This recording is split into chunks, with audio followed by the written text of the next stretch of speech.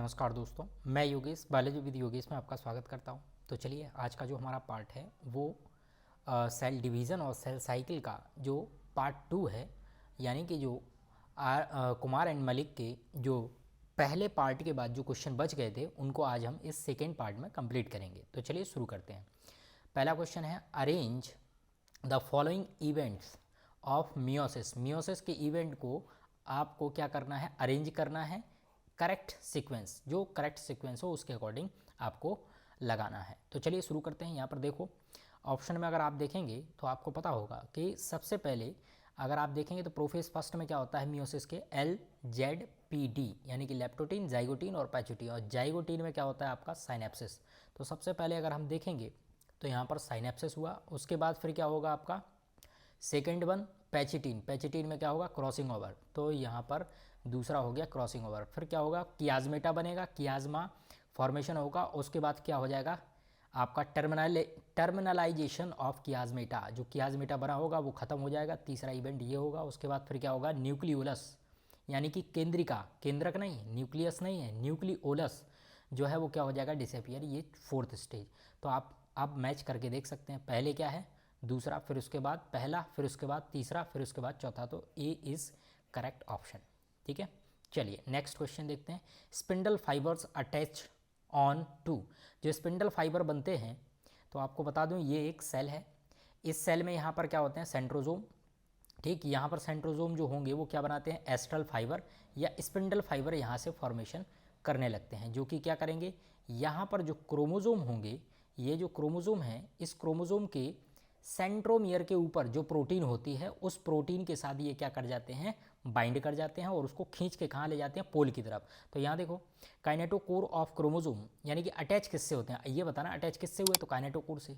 तो यहाँ देखो लिखा हुआ है काइनेटोकोर ऑफ क्रोमोजोम, तो क्रोमोजोम के काइनेटोकोर से, तो याद रखना काइनेटोकोर कहाँ होता है सेंट्रोमियर के ऊपर प्रोटीन होती है वहीं उससे जाके ये बाइंड कर जाते हैं, अटैच हो जाते हैं।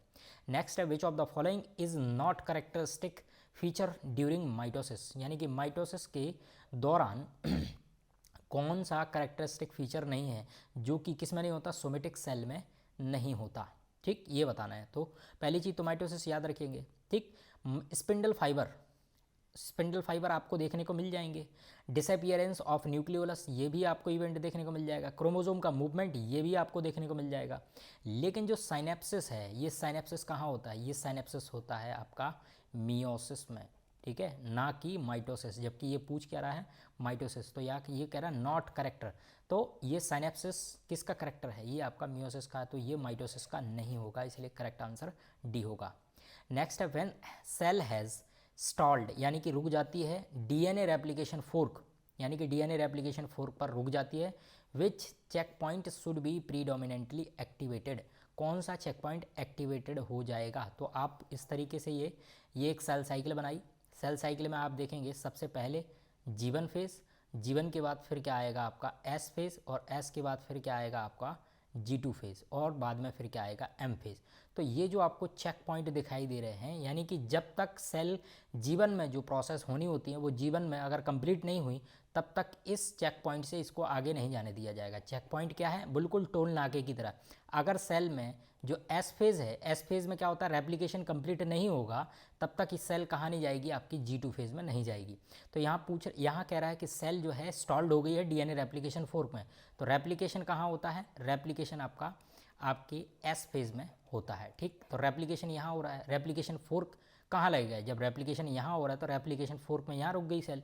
तो which checkpoint should be predominantly activated, तो कहाँ पर प्रीडोमिनेंटली एक्टिवेटेड चेक पॉइंट, यानी कि यहाँ इस चेक पॉइंट से इसको बाहर नहीं जाने दिया जाएगा, यानी एस और G2 के फेज से बाहर नहीं जाने दिया जाएगा। ठीक, लेकिन यहाँ पर आप यहाँ पे एक चीज़ देख रहे होंगे, तो यहाँ ऑप्शन में कहीं भी आप चेक करिए, ऑप्शन में कहीं पर भी ये ऑप्शन नहीं दिया गया है, और इसका आंसर जबकि बुक में पता क्या दिया हुआ है, बुक में आंसर दिया हुआ है G2M। ये G2M की जगह पे अगर हम G2M की जगह पर अगर S रख देते तब ये सही हो जाता, लेकिन ये तो गलत है। तो उस हिसाब से अगर हम ऑप्शन के अकॉर्डिंग चलें, इसको अगर चेंज ना करें, तो फिर जो करेक्ट आंसर निकल के आएगा वो आएगा G1S फेज, क्योंकि S फेज में क्या होता है आपका रेप्लिकेशन, और जब तक रेप्लिकेशन ठीक से नहीं होगा तो इसका आंसर क्या हो जाएगा, यही हो जाएगा। और अगर ये बी आंसर जो बुक में दिया हुआ है अगर ये करेक्ट करते हो तो यहाँ पर एम की जगह क्या होना चाहिए, एस होना चाहिए, ठीक। चलिए नेक्स्ट है, in which phase proteins for spindle fibre formation, इनमें से ये बताना है कि कौन सा स्टेज है जो कि स्पिंडल फाइबर का फॉर्मेशन करता है। तो स्पिंडल फाइबर का जो फॉर्मेशन होता है वो कहाँ होता है, आपका G2 फेज में होगा, ठीक। इसके बाद फिर हम बात करते हैं next, arrange the following events of meiosis, meiosis का जो इवेंट है इनको करेक्ट सीक्वेंस में आपको लगाना है। तो यहाँ पर फिर से वही क्वेश्चन आ गया सेम। तो सबसे पहले क्या होगा, साइनेप्सिस होगा, साइनेप्सिस के बाद फिर क्या होगा, दूसरा क्रॉसिंग ओवर होगा, क्रॉसिंग ओवर के बाद फिर क्या होगा, टर्मिनलाइजेशन, फिर उसके बाद डिसजंक्शन ऑफ जीनोम्स। तो आप करेक्ट सीक्वेंस लगा सकते हैं, पहले तीसरा, तीसरा वाला ये है, फिर दूसरा, फिर उसके बाद तीसरा, ये पहला, ये B is correct option. Next है pick out correct statement, correct statement बताना है। तो चलिए स्टेटमेंट पढ़ते हैं। साइनेप्सिस ऑफ होमोलोगस, होमोलोगस का साइनेप्सिस होगा, homologous chromosome take place during prophase first, यानी कि प्रोफेज फर्स्ट में साइनेप्सिस होगा किसका, होमोलोगस क्रोमोसोम का, इन मियोसिस, ठीक है। तो ये साइनेप्सिस जो है प्रोफेज फर्स्ट में होता है, ये तो बात ठीक है। इसके बाद फिर नेक्स्ट है डिवीज़न ऑफ सेंट्रोमियर, सेंट्रोमियर का जो डिवीज़न होता है take place during anaphase first, anaphase first में जो सेंट्रोमियर है उसको उसका डिवीज़न होता है। तो यहाँ पर एनाफेज में जो एनाफेज फर्स्ट है वहाँ सेंट्रोमियर का डिवीज़न नहीं होता है, वहाँ होता है होमोलोगस क्रोमोसोम, यानी कि पूरा टोटल क्रोमोसोम डिवाइड होता है, यानी कि होमोलोगस क्रोमोसोम का डिवीज़न होगा। तो ये तो गलत हो गया अभी, तो पहला सही है, दूसरा गलत हो गया। स्पिंडल फाइबर डिसअपियर, यानी कि गायब होने लगते हैं कंप्लीटली इन टीलोफेज, टीलोफेज में ये गायब होने लगते हैं, तो ये बात भी सही है। फिर इसके बाद नेक्स्ट क्वेश्चन है, नेक्स्ट है न्यूक्लियाई, यानी कि जो न्यूक्लियर अरेंजमेंट यानी रीअपियर, यानी कि वापस से रीअपियर होने लगते हैं at the telophase first, telophase first में जो मियोसिस है, मियोसिस फर्स्ट है, मियोसिस फर्स्ट की टीलोफेज फर्स्ट में जो न्यूक्लियाई हैं वो रीअपियर होने लगते हैं। तो इसका करेक्ट आंसर क्या होगा, ये भी सही है, तो ए सी डी, तो ऑप्शन क्या हो गया, ए सी और डी। इसके बाद नेक्स्ट क्वेश्चन है, ए डिप्लॉयड लिविंग ऑर्गेनिज्म, कोई डिप्लॉयड यानी कि 2N, ठीक, लिविंग ऑर्गेनिज्म है, डेवलप फ्रॉम जाइगोट, जाइगोट से डेवलप हुआ है, by which type of repeated cell division, तो किस प्रकार के ये सेल डिवीजन के द्वारा बना हुआ है। तो ये क्वेश्चन भी आपको मैंने पहले भी बताया है, तो आप कमेंट बॉक्स में इसका आंसर दीजिएगा, ठीक है। चलिए नेक्स्ट देखते हैं, during meiotic division, meiotic division या हम कहें मियोसिस वाला डिवीजन, तो क्या होगा, मियोसिस में क्या होता है, तो देखो homologous chromosome are separated, meiosis में क्या देखने को मिलता है, होमोलोगस क्रोमोसोम सेपरेटेड हो जाते हैं। कहाँ पर होते हैं ये होमोलोगस क्रोमोसोम सेपरेटेड, जो मियोसिस फर्स्ट देखने को मिलेगा उसमें आपके जो प्रोफेज फर्स्ट या मियोसिस फर्स्ट का प्रोफेज फर्स्ट में आपका सेपरेशन देखने को मिलेगा। उसके बाद फिर क्या देखेंगे, द लिंकेज इज़ डिस्टर्ब्ड, जो लिंकेज हैं वो डिस्टर्ब्ड हो जाएंगे, क्योंकि जैसे ही क्रॉसिंग ओवर होगा, क्रॉसिंग ओवर के बाद कियाजमेटा बनेगा और जो जीन्स होंगे वो क्रॉस ओवर यानी कि वहाँ पर रिकॉम्बिनेशन हो जाएगा, तो जो लिंकेज हैं वो क्या हो जाएंगे, लिंक्ड, जो जीन आपस में लिंक्ड होंगे वो कैसे होंगे, डिस्टर्ब हो जाएंगे। उसके बाद फिर है the homologous chromosome do not segregate, यहाँ पर लिखा हुआ कि जो होमोलोगस क्रोमोसोम हैं डू नॉट सेग्रीगेट नहीं होते, अलग नहीं होते हैं। अच्छा, उसके बाद लिखा हुआ ऑल ऑफ द अबव। अब देखो ये जो दो क्वेश्चन हैं एक दूसरे के अपोजिट हैं, तो जो सबसे पहली बात है अगर हम बात करें मियोटिक की, तो ये करेक्ट आंसर क्या हो जाएगा, यही हो जाएगा, ठीक। चलिए नेक्स्ट है डीएनए सिंथेसिस, यानी कि रेप्लिकेशन अकर इन विच टिपिकल स्टेज, किस स्टेज में डीएनए का सिंथेसिस या डीएनए का रेप्लिकेशन होता है। तो ऑब्वियसली बात है ये आपको सबको पता चल गया, सिंथेसिस फेज कौन है, एस फेज, तो बी इज करेक्ट। नेक्स्ट है nuclear spindle has type of fibre, जो न्यूक्लियर स्पिंडल होता है उसके पास कितने प्रकार के फाइबर या स्पिंडल फाइबर पाए जाते हैं, तो कितने होते हैं, 4 होते हैं, ठीक। नेक्स्ट है when paternal and maternal chromosome change their materials which with each other in cell division this event is called. तो देखो ये होता था, मैंने बताया था ये मैटरनल क्रोमोसोम हो गया, मान लो ये पैटर्नल क्रोमोसोम हो गया, ठीक, ये पैटर्नल हो गया, ये मैटरनल हो गया। जब ये क्या करेंगे, अपना जो जीन है यहाँ ट्रांसफ़र हो जाए, इसका यहाँ ट्रांसफ़र हो जाए, तो इसी को क्या कहा जाता था, क्रॉसिंग ओवर या रिकॉम्बिनेशन। तो ये प्रोसेस को हमने क्या कहा, क्रॉस ओवर। ठीक।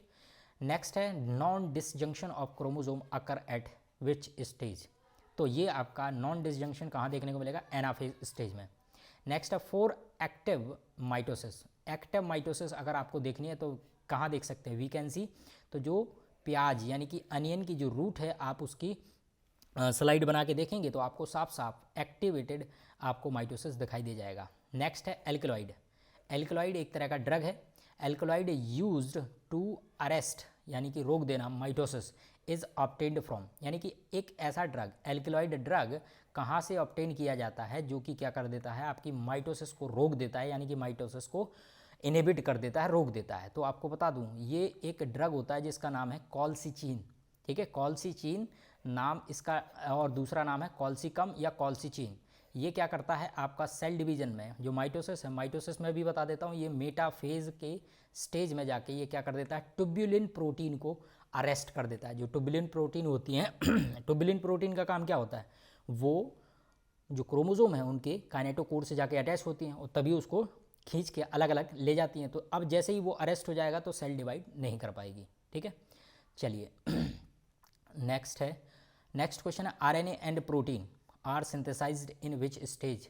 अच्छा, इसका कट गया है, लेकिन आपको खुद पता होगा कि ट्रांसक्रिप्शन और ट्रांसलेशन, ट्रांसलेशन यानी कि प्रोटीन सिंथेसिस, ट्रांसक्रिप्शन यानी कि डीएनए से आरएनए का बनना।